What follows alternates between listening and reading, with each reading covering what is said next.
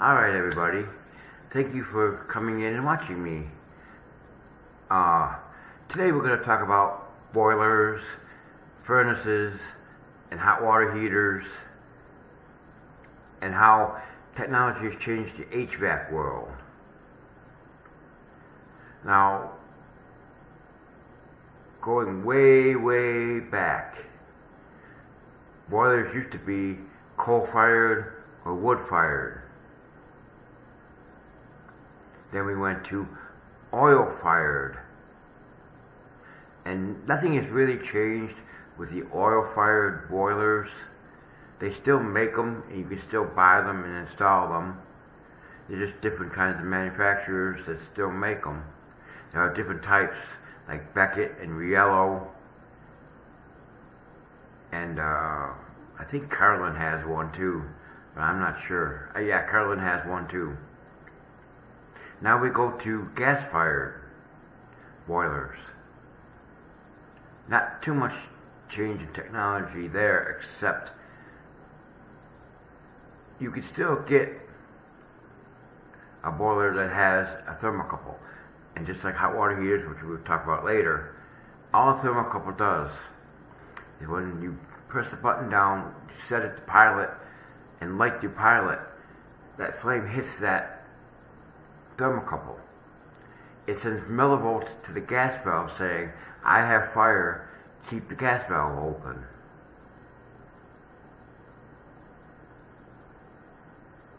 And yes, thermocouples do go bad, but that is a safety device that is on those boilers and on hot water heaters and the old furnaces to keep your house from filling up with gas. If it can't sense that flame, it won't keep the gas valve open. And you got all kinds of different boilers that have. Some of them even have blower motors on them. Yeah, they have exhaust. Some boilers don't have them. Some boilers have a damper in the flue.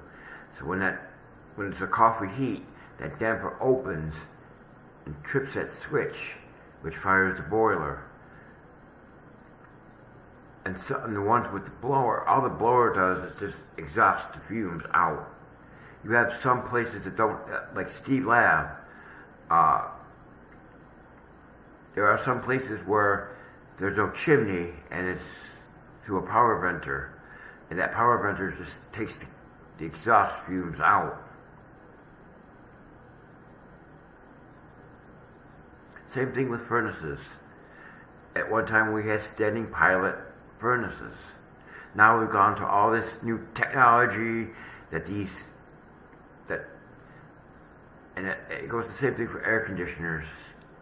Not much has changed there except for the refrigerant, but we're going back to furnaces where the furnace in our home was a standing pilot. When the coffee heat, when you turn the thermostat on heat, it would send 24 volts to the gas valve and open up the gas valve. When it gets to a certain temperature, the fan would kick on, and then when it's satisfied, it would kick it off and the fan would cool down the heat exchanger inside your furnace. Now you got all these new furnaces that got vacuum switches and exhaust fans and igniters, and just like boilers, some furnaces have an electric ignition. Some of them are, well, the furnaces have a glow. It's a little, it'll glow. It's what they call a glow rod. It'll glow, and then when it gets to a certain point, you hear the gas valve click and open, and that's what ignites the gas. Look at where we've come with hot water heaters. Some are still the same, except for a few changes in the way that they operate now. before you had to click, if your pilot went out, you had to put your thermostat on pilot, press the button down and stick a match in it and light it. And then after so many seconds, when that thermocouple heats up, it opens up, says the gas, I have flame, open up the gas valve. Now you have like the Bradford White water heaters. I really need to stop watching Steve Lab. You put your new Bradford Whites in some of these newer hot water heaters. You put it on pilot, and you press the button out, and you press a clicker, and that electronic click is what ignites the pilot. And when the pilot's lit, after a few seconds, you see a green light blinking on your gas valve.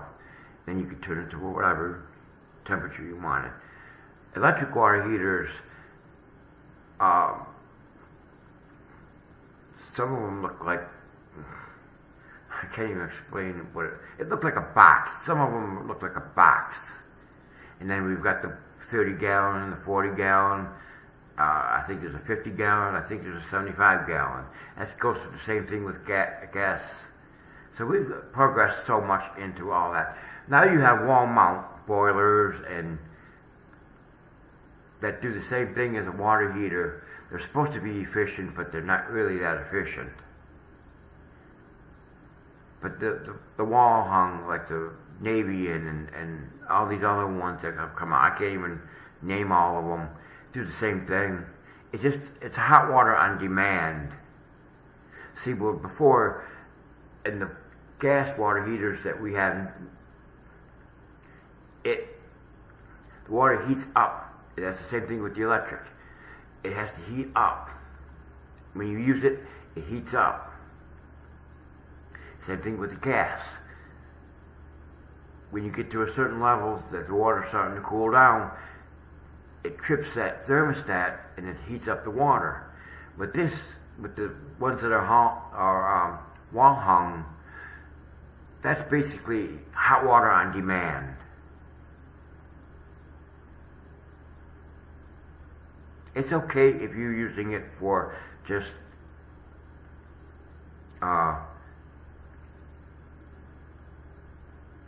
for domestic hot water. But really, in the long run, sometimes you're better off with a good, efficient boiler, or you can install a really good hot water heater in your home.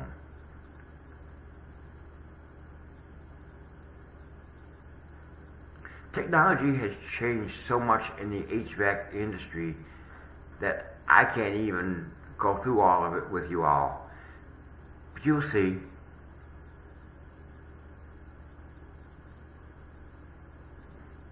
You can still buy window air conditioners, but you also have, like in this apartment, the motel type heaters and air conditioners. I mean, technology has changed so much through the years, even in the HVAC industry, that it's really, really hard to keep up with it.